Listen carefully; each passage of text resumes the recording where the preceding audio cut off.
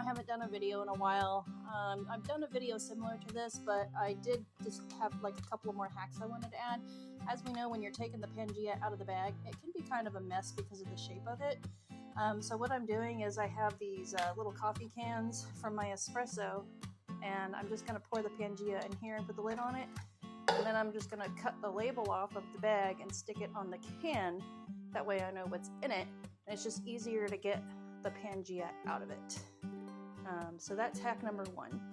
Hack number 2 is, you know how when you're stirring it up, I was using popsicle sticks, but I ended up getting this guy right here. It was only $12. I got it at like that home store, you know, that little discount store. And it's actually pretty nifty. It charges, so you don't have to have batteries. And it actually had like a little whisk too, but this is like a frother. And I found that this mixes up all those little chunks and breaks them up really well and gets it to thicken a lot faster. It's really handy. Okay, so I got these little silicone molds at Michael's. I always get everything near when it's almost time for the holiday because you can get it on clearance. I rarely pay full price. It is spooky season, so I got little potion bottles and a seeing eye and little snakes and stuff like that. I really got this mold because I wanted something with snakes, so I could make crayons and wax melts and things like that with it.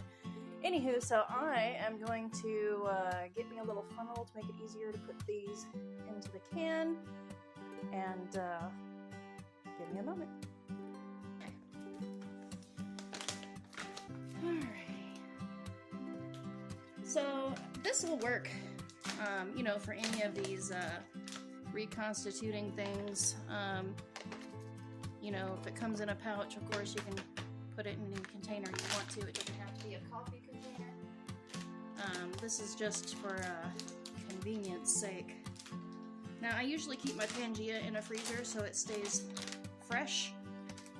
And that way I don't have to worry about it getting stale or anything like that. There we go. There we are. Oh, it's all in there. Great.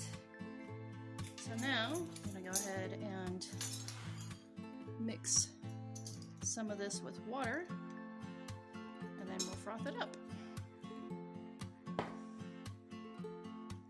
Just going to make enough to fill my little molds with. I don't need a whole bunch.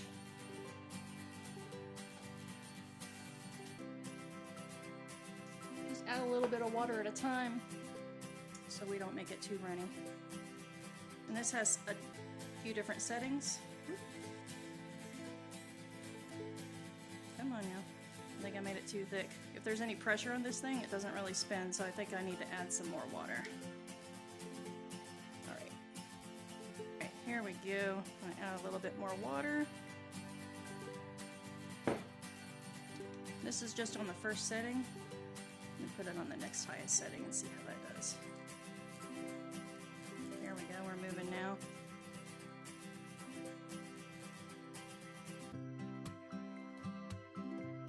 It does a pretty good job of breaking up the little clumps. Look how creamy it is already. Alright, I think I'm gonna get a popsicle stick to scrape this stuff off the sides, just so we can get it all mixed up.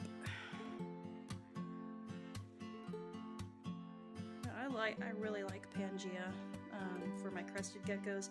I used to do gargoyle geckos too, but I kept having an issue with my females. I couldn't get them to lay any eggs, and they were like getting egg bound, and I don't know why, because I was using the breeder diet with them, which had more calcium, so they didn't get depleted. So I really don't know what's going on, so I ended up giving up on gargoyle geckos because I never really had this issue with crested geckos.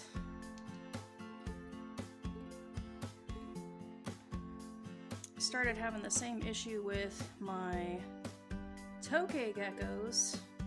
I had 2 females, I guess, got egg bound, and it was their first time, you know, breeding and stuff, and they were well above the minimum age.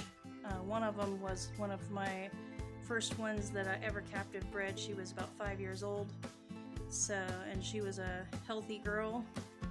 So there's like no other reason. See how frothy that is? Doesn't that look yummy? It smells really good. I tell you, Pangaea smells very good. Alright, and then we're just going to pour this into our molds.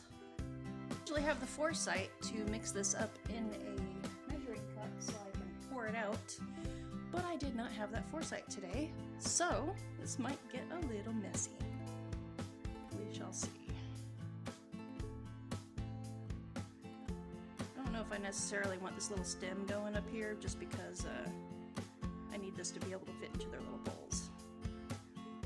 So it'll just look like a little tombstone with an eye, I guess, or whatever symbols on it.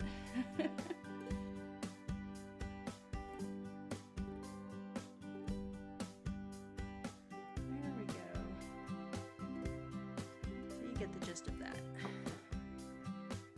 But those are all poured in. I almost made exactly enough. I just didn't have enough for one of them, as you can see. So now this is just gonna go in the freezer, and once they're frozen, I'll put them into a baggie and just keep them in the freezer. And that way I can just already have some pre-measured ones to drop in the bowls instead of having to mix it every time it's time to feed the geckos. Okay, next thing is just to cut out my label for my can. So I guess I'm gonna be cutting out just that portion right there. I know these are fabric scissors and it's a major faux pas, but my sewing machine broke years ago and I haven't been sewing. And my other scissors are just too dull to cut through this. So this is what I'm doing. Alright. Gee, I wonder if that's... No, it's not going to be wide enough to go around the can like that. Darn. Thought it was going to be a little easier. I could just make a sleeve. If my can was just a little bit more narrow, but hey, if you guys have a container that will work perfectly for, then good on you. Alright, hey, alright, that was good. I just eyeballed it and it fit pretty good. So now I'm just gonna tape this on the side and then put it in my freezer. I'll know exactly what it is. Thanks for watching.